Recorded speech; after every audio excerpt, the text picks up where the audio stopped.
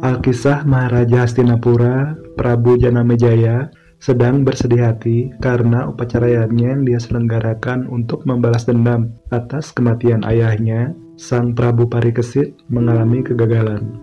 Prabu Parikesit telah meninggal karena dipatuk oleh Sang Naga Taksaka. Diceritakan Prabu Parikesit telah mengganggu tapa seorang begawan saat sedang berburu. Waktu itu, Sang Prabu kehilangan jejak atas hewan buruannya. Di perjalanan, dia melihat seorang pertapa yang bernama Begawan Samiti. Prabu Parikesit bertanya kepada sang begawan akan hewan buruannya.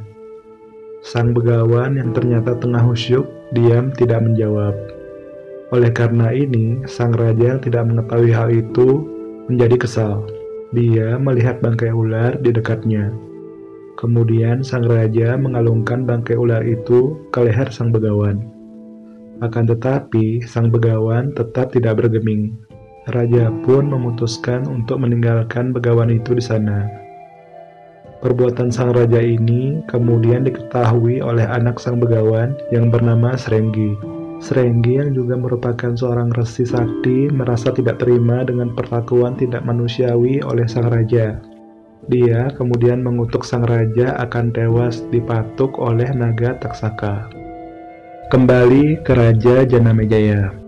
Di tengah kesedihannya dengan gagalnya upacara yajna yang dia langsungkan, di sana Mahaguru Suci Bagawan Waisampayana kemudian menghibur Raja Janamejaya dengan menuturkan kisah luhur dari para pendahulu sang raja yang terkenal sangat agung. Prabu Janamejaya adalah putra dari Prabu Parikesit. Prabu Parikesit adalah cucu dari Pangeran Arjuna dengan Dewi Subadra, adiknya Sang Prabu Kresna. Pangeran Arjuna sendiri adalah salah satu dari ksatria utama Pandawa. 5 pangeran bersaudara dari kerajaan Hastinapura yang terkenal sakti dan baik hati. Pandawa sendiri adalah murid dari Begawan Drona dan cucu dari Bisma Putra Gangga.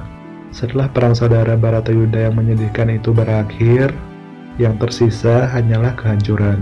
Perang saudara yang berakhir dengan dimenangkan oleh Pandawa dari Indraprasta dan kekalahan di pihak sepupu mereka Kurawa dari Hastinapura itu tidak hanya meluluh lantakkan kedua kerajaan, tetapi semua kerajaan yang ada di Bharatawarsha saat itu. Para Pandawa kemudian mulai menata ulang kerajaan dan membangun pemerintahan baru. Indraprasta kemudian bersatu lagi dengan Hastinapura seperti sedia kala. Yudhistira yang merupakan Pandawa yang paling tua dilantik sebagai raja. Dia dibantu oleh keempat adiknya, Bima, Arjuna, Nakula, dan Sahadewa. Mereka membawa kerajaan Hastinapura kembali ke puncak kejayaannya waktu itu. Perekonomian negara sangat makmur. Keamanan kerajaan juga terjamin dengan dipimpin oleh Arjuna dan Bima. Rakyat Hastinapura merasa sangat bahagia selama rentang waktu tersebut. 36 tahun telah berlalu sejak perang besar itu. Para Pandawa telah tiba di usia senja dan sudah tiba waktunya untuk melepaskan tahta pemerintahan ke penerus mereka untuk bersiap menjalani kehidupan wanaprasta atau sebagai pertapa di hutan. Prabu Kresna, titisan Sang Betara Wisnu, juga telah mendahului dengan melepaskan kehidupannya sebagai manusia dan kembali ke kediamannya di surga Waikunta. Untuk meneruskan tahta, kemudian dipilihlah Parikesit, cucu dari Pangeran Arjuna dengan Dewi Subadra. Kelima anak Pandawa dengan Ratu Drupadi diceritakan telah tewas dalam perang Baratayuda. Parikesit pun sebenarnya telah tewas karena tindakan kejam dari Aswatama. Akan tetapi, Prabu Kresna yang sangat menyayangi adiknya Dewi Subadra, kemudian dengan kesaktiannya menghidupkan kembali sang bayi Parikesit yang waktu itu masih berada di dalam kandungannya Dewi Utari. Parikesit memiliki 4 putra. Salah satunya adalah Janamejaya yang kemudian diangkat sebagai raja setelah meninggalnya ayahnya yang dipatuk naga Taksaka. Nah, itulah sekilas tentang Prabu Janamejaya. Sekarang, Begawan Waisampayana telah bersiap untuk memulai ceritanya. Dikisahkan seorang bidadari bernama Menaka mempunyai seorang putri cantik jelita bernama Sakuntala. Sakuntala tumbuh besar di bawah perlindungan Resi Kanwa di pertapaannya di hutan. Pada suatu waktu, Raja Duswanta dari Wangsa Candra bertemu dengan Sakuntala di hutan tersebut. Sang raja jatuh hati dengan pesona kecantikan sang gadis itu. Raja Duswanta kemudian melamar gadis tersebut untuk bersedia menjadi istrinya. Pernikahan Sakuntala dan Raja Duswanta kemudian dilakukan. Setelah menikah, Sakuntala tidak ikut dengan Raja Duswanta ke istana. Dia tetap memilih untuk tinggal di hutan. Sang raja pun dengan sedih memperbolehkan Sakuntala untuk tetap tinggal di pertapaan. Waktu berlalu. Sakuntala kini tengah hamil. Dia pun melahirkan seorang putra yang diberi nama Sarwadamana.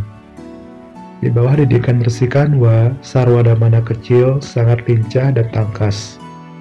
Dia telah dapat menaklukkan para hewan buas yang ada di hutan.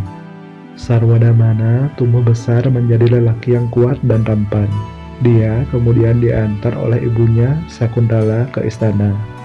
Raja Duswanta senang dengan perkembangan putranya tersebut. Setelah waktunya tiba, Sarwadana kemudian dilantik sebagai raja. Dia dianugerahi nama baru yaitu Bharata. Bharata dikenal sebagai raja yang bijak dan tangguh. Dia bersama pasukannya kemudian menaklukkan hampir seluruh India kuno pada waktu itu. Seluruh wilayah kekuasaannya kemudian dikenal sebagai Bharatawarsha. Beberapa generasi kemudian berlalu semenjak pemerintahan Raja Bharata yang agung. Di episode selanjutnya, kita akan berhenti di masa pemerintahan Raja Sentanu. Di masa ini, ibu kota kerajaan berpusat di Hastinapura. Kita akan bercerita tentang kisah cinta sang raja dengan putri seorang nelayan yang bernama Setyawati dan anak mereka yang bernama Dewa Brata yang memutuskan untuk melajang seumur hidup. Please subscribe dan sampai ketemu di next episode. Saya Sam Dharmasadu pamit undur diri.